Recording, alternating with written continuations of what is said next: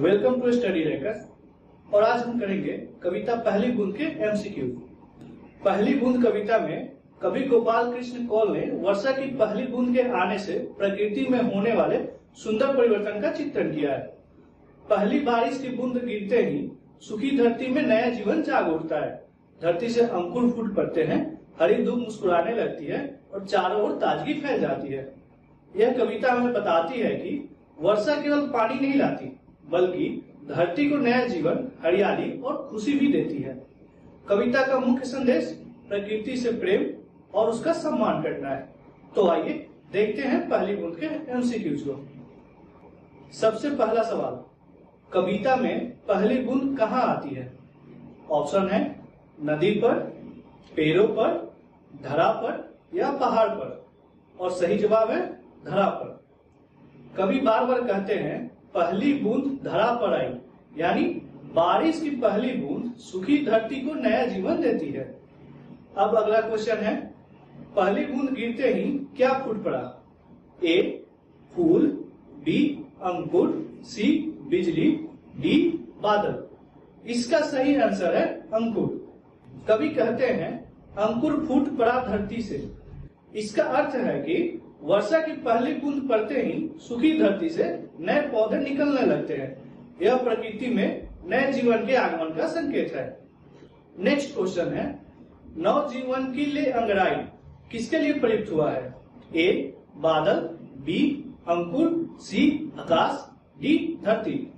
तो इसका सही आंसर है अंकुर। अंकुर के निकलने को कवि ने नवजीवन की अंगड़ाई कहा है। जैसे कोई व्यक्ति नींद से उठकर अंगड़ाई लेता है, उसी प्रकार वर्षा आने पर धरती से नए पौधे फूट पड़ते हैं।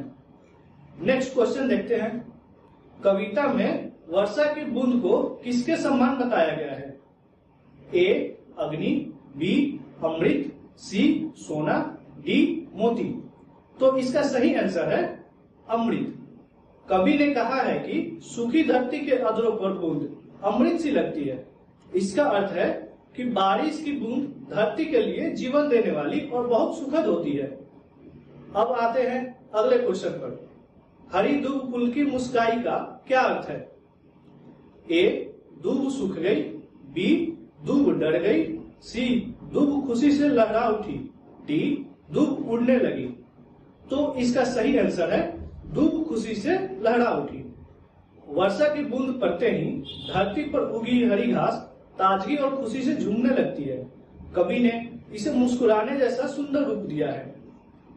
नेक्स्ट क्वेश्चन है, कविता में बादलों की गर्जना किसके समान लगती है? ए घंटी, बी बांसुरी, सी नगारे, डी शंख।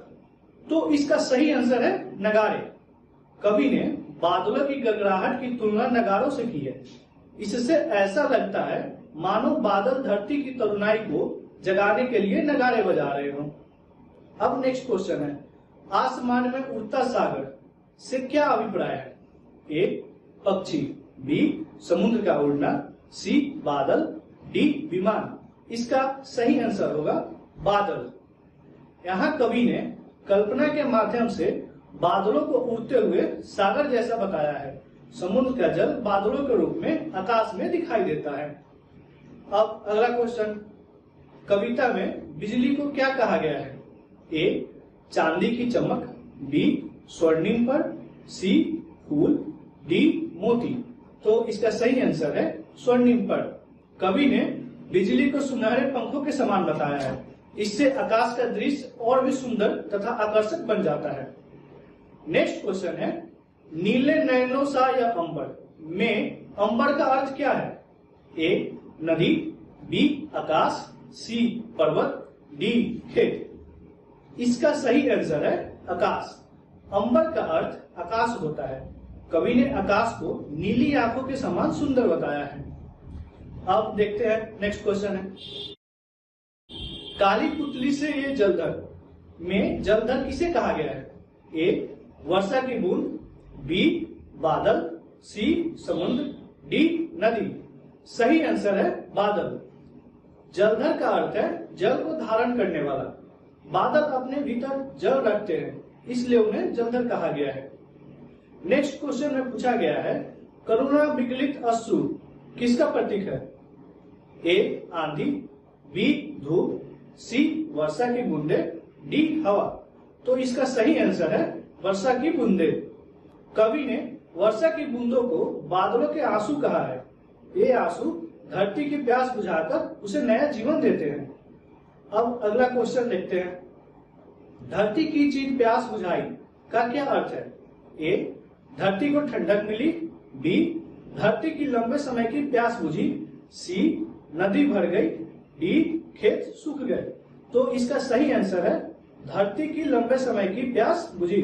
चिर प्यास का अर्थ है बहुत समय से लगी प्यास। वर्षा आने पर सूखी धरती की यही प्यास मिट जाती है। अब अगला सवाल, सस्य श्यामला धरती कैसी होती है? रेगिस्तान जैसी, बर्फ से ढकी, हरियाली और फसलों से भरी, पत्थरों वाली। तो इसका सही आंसर है हरियाली और फसलों से भरी। सस्य श्यामला का अर्थ है ऐसी धरती जो हरियाली, पेड़ पौधों और फसलों से भरपूर हो। वर्षा आने पर धरती फिर से हरी भरी हो जाती है। नेक्स्ट क्वेश्चन है, कविता का मुख्य विषय क्या है? ए युद्ध, बी प्रकृति और वर्षा, सी खेल, डी यात्रा।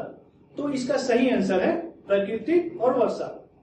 पूरी कविता वर्षा की पहली बूंद के आने से उससे प्रकृति में होने वाले सुंदर परिवर्तन का वर्णन करती है। नेक्स्ट क्वेश्चन है, पहली बूंद आने पर धरती में क्या परिवर्तन होता है? ए धरती सूख जाती है, बी धरती में नया जीवन आ जाता है, सी धरती कठोर हो जाती है, डी धरती गायब हो जाती है। तो इसका सही आंसर होगा धरती में नया जीवन आ जाता है। वर्षा की पहली बूंद गिरते ही सूखी धरती में हरियाली फैल जाती है और नए पौधे उगने लगते हैं। इससे धरती जीवंत दिखाई देती है। अब नेक्स्ट क्वेश्चन है, धरती की तरुणाई से क्या आशय है? ए धरती की उदासी, बी धरती की जवानी और ताजगी, सी धरती की कठोरता, डी धरती की थकान। तो इसका सही आंसर होगा धरती की जवानी और ताजगी। वर्षा के बाद धरती हरी भरी और सुंदर दिखाई देती है। कवि ने इसी नई ताजगी को धरती की तरुणाई कहा है। नेक्स्ट क्वेश्चन में पूछा गया है, कविता में धरती को बूढ़ी क्यों कहा गया है? ए धरती कमजोर थी, बी धरती बहुत पुरानी है, सी सूखी हुई और थकी हुई धरती का चित्रण करने के लिए, डी धरती बीमार थी। तो इसका सही आंसर है सूखी और थकी हुई धरती का चित्रण करने के लिए। वर्षा से पहले धरती सूखी और निर्जीव लगती है, इसलिए कवि ने उसे बूढ़ी धरती कहा है, जो बारिश के बाद फिर से जवान हो उठती है। लास्ट क्वेश्चन है, कविता हमें क्या संदेश देती है? ए प्रकृति से दूर रहना चाहिए, बी वर्षा से डरना चाहिए, सी प्रकृति से प्रेम और सम्मान करना चाहिए, डी केवल खेलना चाहिए। तो इसका सही आंसर होगा प्रकृति से प्रेम और सम्मान करना चाहिए। कविता दिखाती है कि वर्षा की एक छोटी सी बूंद भी धरती में नया जीवन भर सकती है। इससे हमें प्रकृति की महत्ता समझने और उसका सम्मान करने की प्रेरणा मिलती है। तो ये थे पहली बूंद के एमसीक्यू। अगर कोई भी क्वेश्चन आपको समझ में ना आया हो तो वापस देखिए, पॉज लेकर के बिना देखे आंसर दीजिए और फिर आंसर का मिलान कीजिए। साथ ही आप स्टडी रैंकर्स ऐप को प्ले स्टोर से डाउनलोड करके उसके डिस्कशन सेक्शन में अपने डाउट भी पूछ सकते हैं। तो मिलते हैं अगले क्लास में।